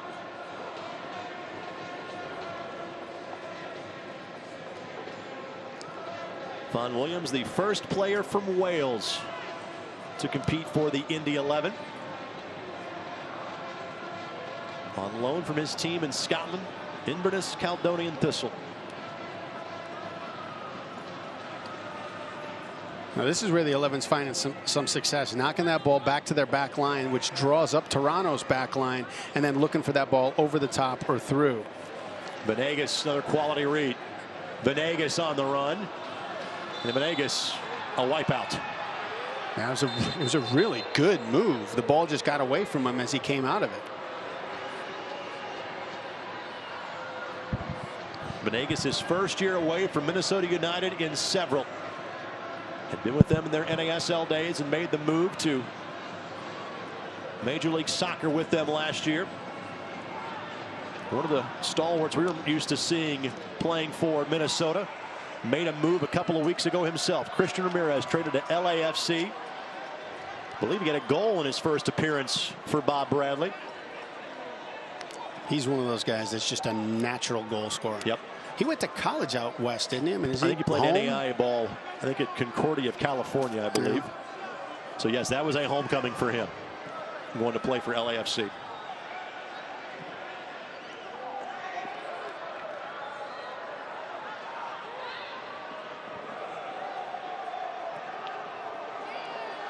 turf bounce got the best of Toronto FC 2.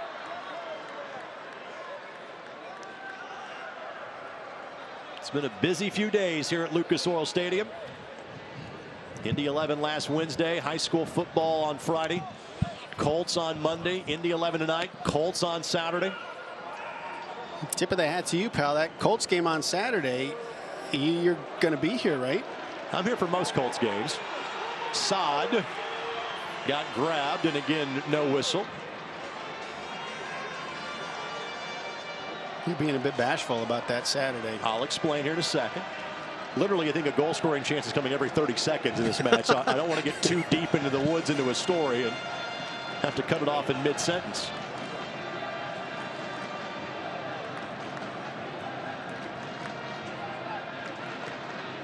I'm going to finish the thought. I get to be on the television call of the Colts 49ers game on Saturday afternoon for the first time, and very much looking forward to that. I cannot wait to watch it. Kubel sends it in. Swept away by Ouimet. I'm going to sit there with my notepad, my thesaurus, my dictionary, my pronunciation guide. I'm going to get all those words that you toss out there and write them down. Watson. Venegas. Good serve. Mares couldn't settle. Mattern. Closed down by Fraser. Look at the spin on that ball on the turf. Everything in attack mode for each of these two teams. Opportunity for a counter here. Watson closes him down. Fans, you can download the official Indy 11 app now to be the first to receive breaking team news and highlights. Available on the app stores for Apple and Android devices.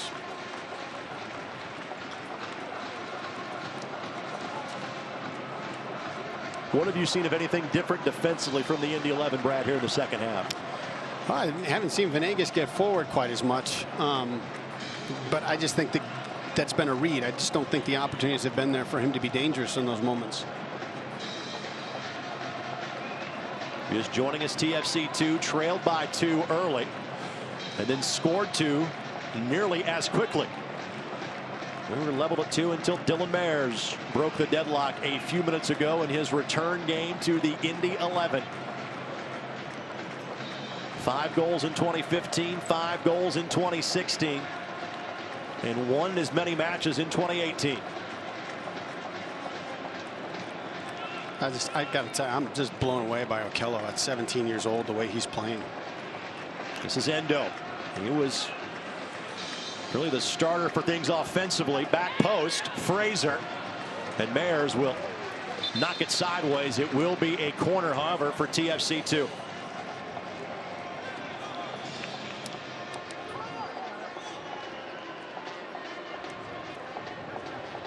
We've been selling him as a 17-year-old. We got to update the math. He's actually 18. He turned 18 last month. Okay, I take everything. I'm not impressed. Right, he's a different player at 18 than he would be at 17, correct? Yeah. Ball sent in. Never into a shooting scenario, and then once it is, Endo will send that one towards the Colts locker room. Yeah, you could tell as he was winding up that wasn't going to stay on the field. 88 and out the gate goes that one. And Vaughn Williams looks for a new ball. Noble Okello, a name and face to remember.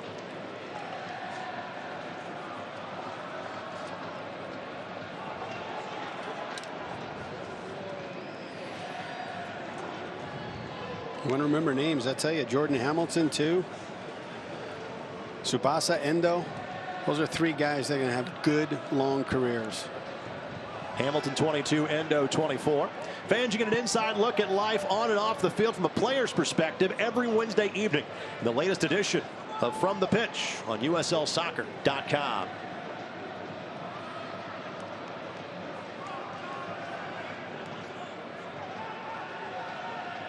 Indy 11 about to make their first sub of the game.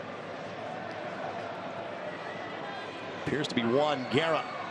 Had the game-winning goal scored last week for the Indy 11, his first in an Indy 11 uniform.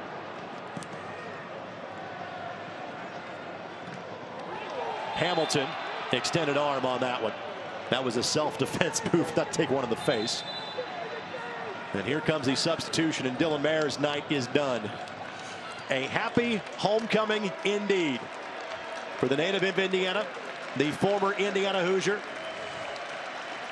former and once again member of the Indy 11. Dylan Mayer's exits. Juan Guerra enters in minute number 73. Outstanding performance. Outstanding performance. I mean, he can create his own shot. He can create space for other players, and then he can deliver balls into those spaces for the guys. By the way, this portion of the match presented by Turkish Airlines. Widen your world. Last several years, Phil DeSanto has been trying to find a way to stop Dylan Mayers as an opposing coach in Ottawa or San Francisco.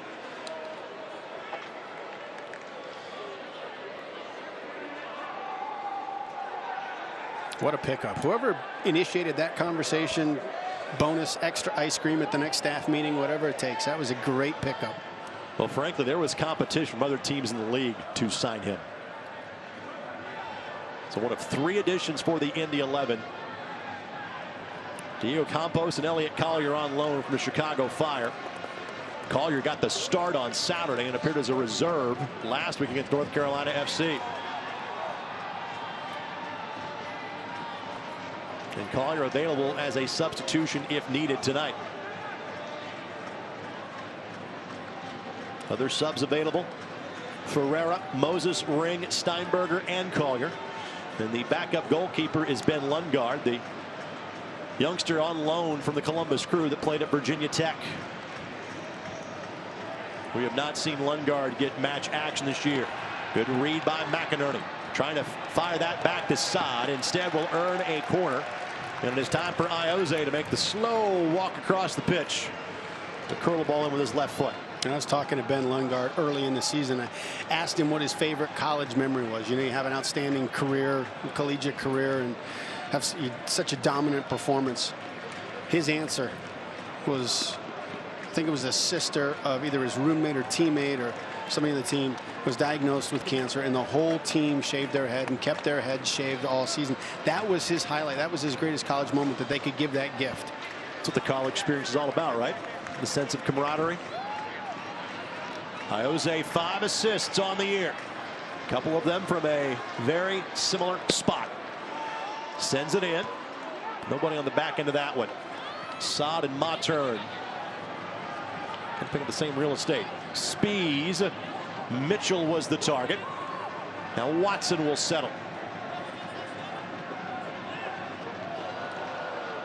Nifty idea by Iose, and Endo didn't allow it to develop. And that should be an Indy 11 ball, and it will be. After tonight, the Indy 11 have 5 more home games remaining. And starting next Wednesday, they have 3 in 8 days. They'll be at home the 29th, September the 1st, and again on September the 5th. This is the second time in 4 consecutive weeks where the Indy 11 are playing midweek at home here at Lucas Oil Stadium. McInerney to Speeds. Saad inside of the 18. Doesn't get past the defender. Throw in coming here for the Indy 11. Boskovic able to get in the way.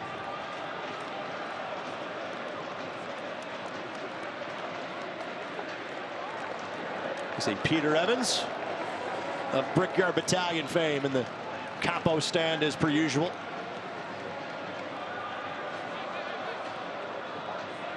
Thousands of Indy 11 fans very passionate about this team, none more so than he. And that'll be a goal kick. Venegas couldn't keep that in the field of play. Yeah, just a little strong on that last touch.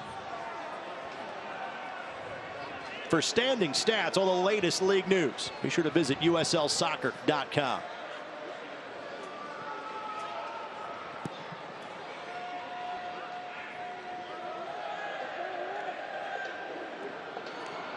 Indy 11 trying to join Bethlehem Steel at 39 points with a win here tonight. Put those teams in terms of points tied at 5th.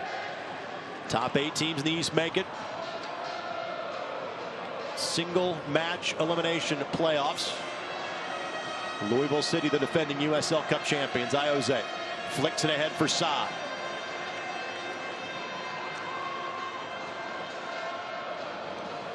TFC2 about to make their first substitution here in a minute or two. Sean Hundle will be that player that'll be brought in.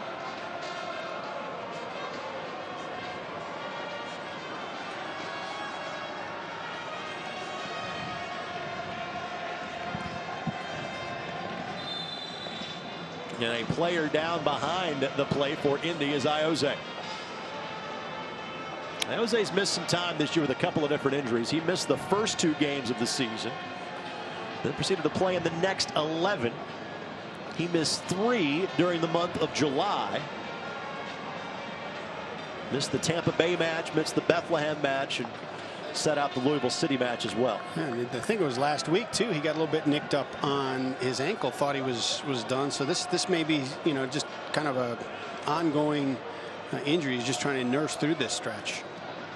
Players on both sides on what is a perfect night getting hydrated, and part of the fact you could wait this long to get your subs in the game is that the conditions are so utterly perfect in this building right now.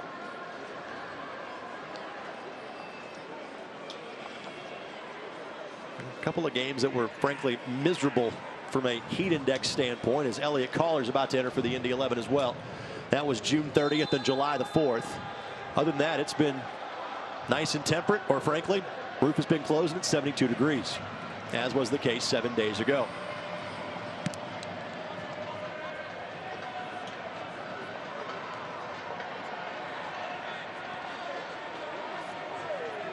Well, the first half, even if it was 2-2, we said, hey, maybe the better chances came from Toronto FC 2.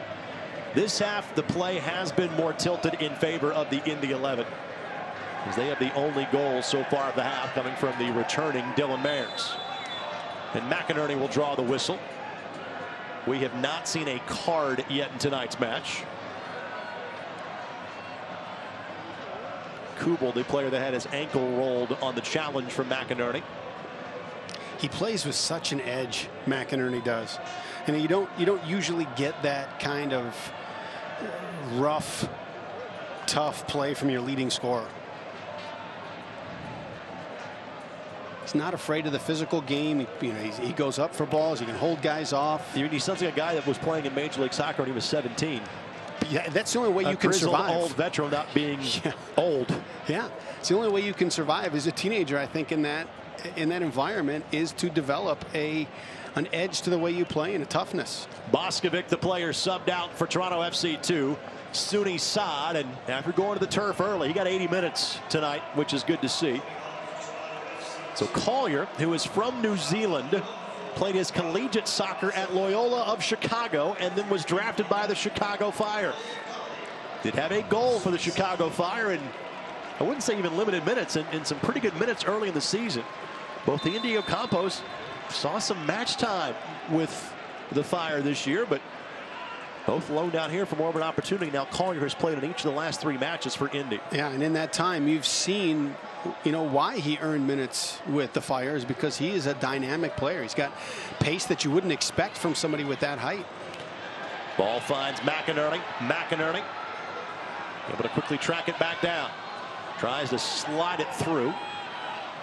Good takeaway bow by TFC2. But the turf monster strikes yet again. Baccaro could not keep it in play.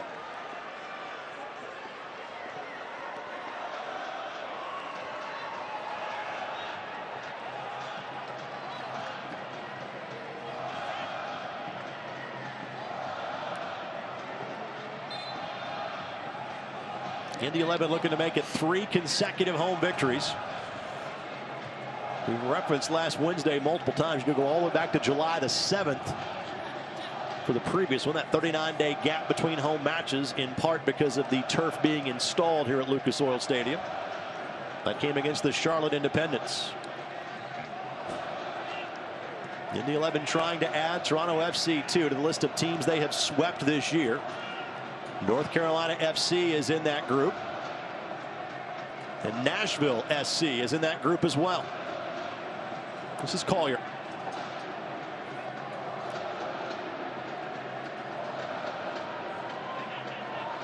Second year in a row that the Indy 11 have had a player from New Zealand on their roster.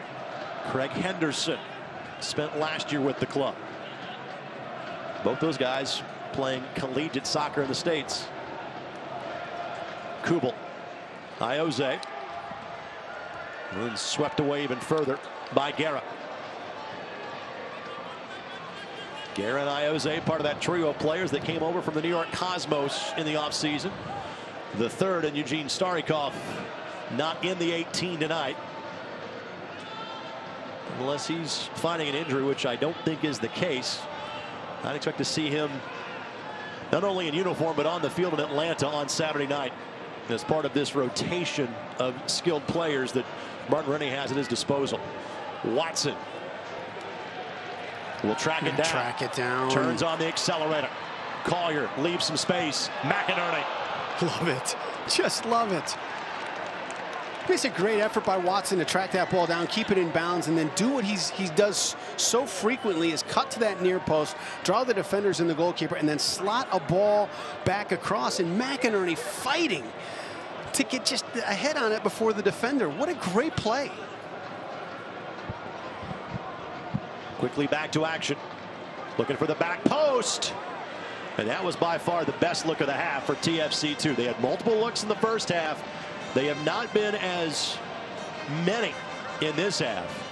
It'll be a goal kick for O-line Vaughn Williams. Yeah, and early on in this half, Hamilton wasn't that active. He's finding some space. He's finding some pockets right now. So you got to do two things to prevent it. Make sure that you've got an eye on him, that he doesn't get a touch, but also start denying serves into his space. Let's thank our friends at Braden, Indy 11's preferred technology and office equipment provider. BradenOnline.com. Braden, technology that drives your business.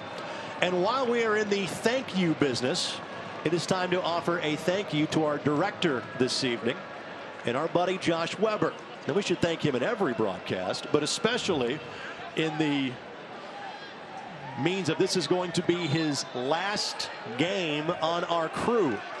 Our Tupelo Raycom crew does a great job of producing our matches. They have since 2015. Josh has been our lead producer for the broadcast since 2016. In fact, this is the 41st match that Josh has been a part of. Are you kidding me? You're keeping stats on everything? I got smart people telling me things in my ear.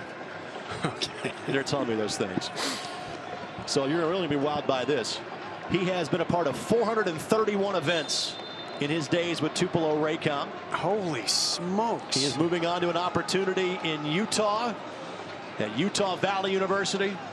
We wish he and his wife Madison the best of luck. We hate to see him go, but nothing but the best for them. They have been a part of the Indy 11 family for the last 4 years, and we greatly appreciate it. That's awesome. Congrats, Josh.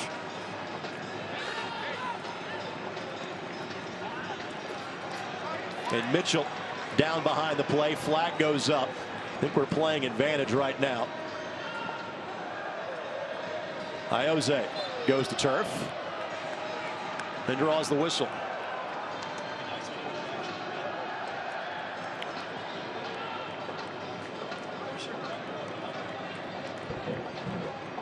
And now the Indy 11 for the first time will start to slow things down just a bit.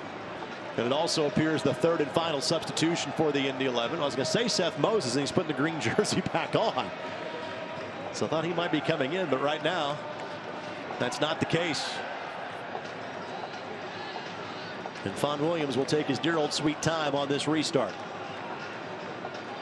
A veteran move for one of those 10 30-somethings we referenced earlier on this Indy 11 roster.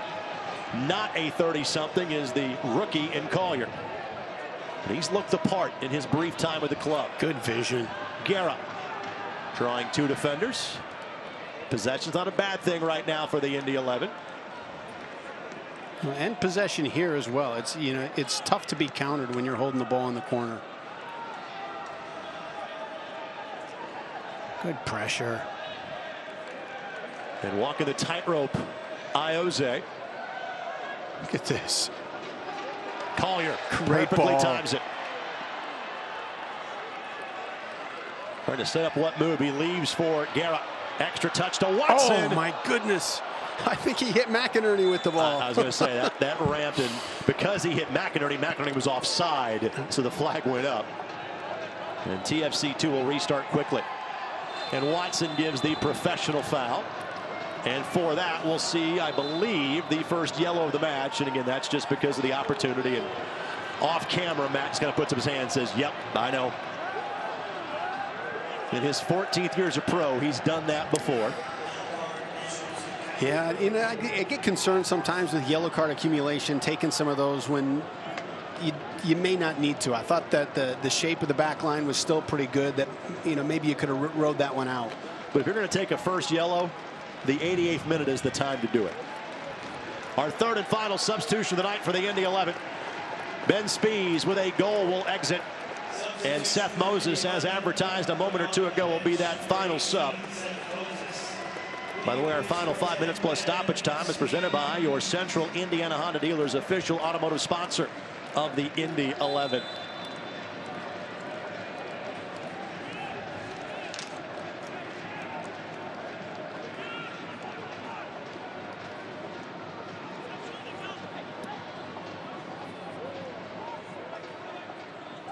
Indy 11 looking for their second consecutive 3-2 victory here at Lucas Oil Stadium. If that trend continues, we may start charging fans by the goal.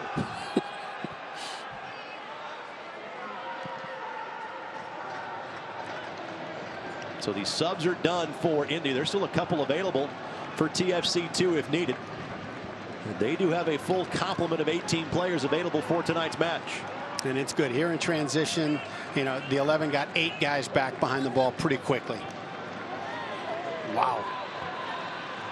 Moses with the physicality and no whistle given.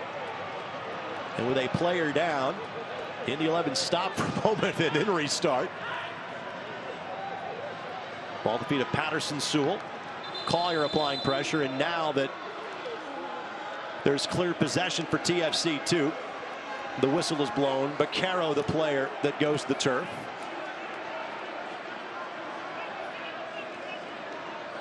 And as we have seen in his tenure with the Indy 11, Moses has no problem bringing a physical nature to the game. Now, we've referenced there were a couple of calls the Indy 11 were not happy about. I can see why Toronto FC2 would not be happy about that call. Yeah, and I think with the ferocity of that hit, you know, Indy 11 was ready to knock that ball out of bounds, and then when they saw it was a cramp, I think, hey, we're going to play. Fourth official will show us the time remaining in this match momentarily. 4 minutes left to go in this one from Lucas Oil Stadium. Good step by Moses. McInerney racing forward. Collier to his left. McInerney plays it across. Rebound opportunity. Oh. Moses couldn't catch a break on that one. And then nothing called at the contact at the other end. Mitchell racing back. And Iose is there. Tell you, I love that about Juan Guerra. You know, he's rolled up. There's a player on top of him. He recognizes, you know, I can sit here and I can argue for the call, or I can get back and help my team. He gets up, and it is a dead sprint to recover. Juan Guerra, 2 years with Tampa Bay, 2 years with the Cosmos. Native of Venezuela, but he played his collegiate soccer at Florida International in Miami. And with a player down, Iose will play that ball off to the side. Hamilton. Really haven't talked much about Hamilton here in the second half. He was all over the place in the first half. Is it something they're doing differently, or have the Indy 11 done a better job of taking him away? I don't think that they've found him. I think here in the last 15, 20 minutes, he's been finding some pockets of space, but Toronto hasn't maintained the same level of possession. They haven't been as dangerous in the attack. And when that happens as a team, you know, obviously the key focal point on your target player is going to get the ball a lot less. Now, you did see still, being a veteran defender, he keeps checking his shoulder all the time looking for Hamilton. So he's always aware of where he is, but he hasn't closed that space. He's not, you know, shrinking the distance between he and Hamilton. He just knows where he is at all times. Aidan Daniels, by the way, is the player that has entered the match for Toronto FC2, replacing Baquero, who was the player that had exited with that cramp. TFC2 still has one substitution remaining. And clearly with that delay with a player down, there will be some added time to added time, which also happened last week. There were 4 minutes on the board last Wednesday. There were nearly 8 minutes of added time in the 3-2 victory versus North Carolina FC.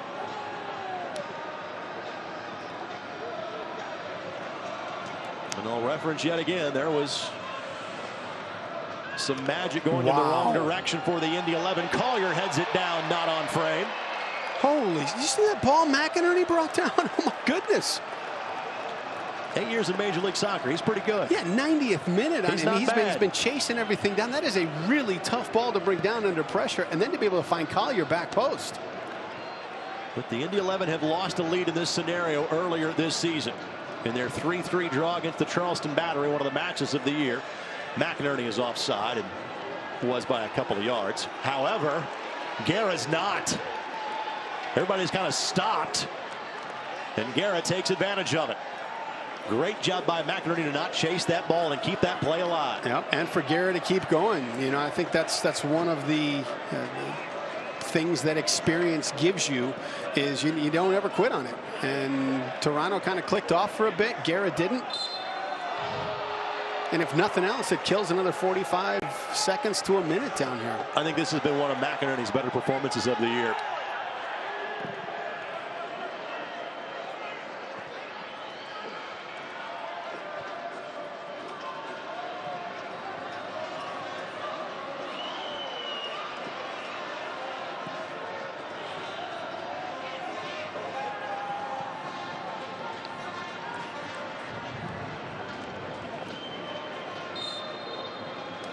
And that's it.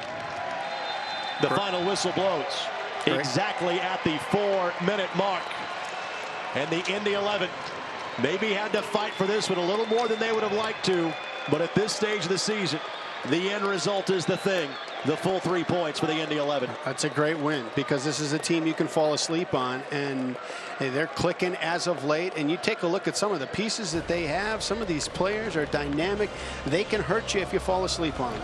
4 goals in the first half, just 1 in the second. It belongs to the home team. Indy takes all 3. They win it 3-2.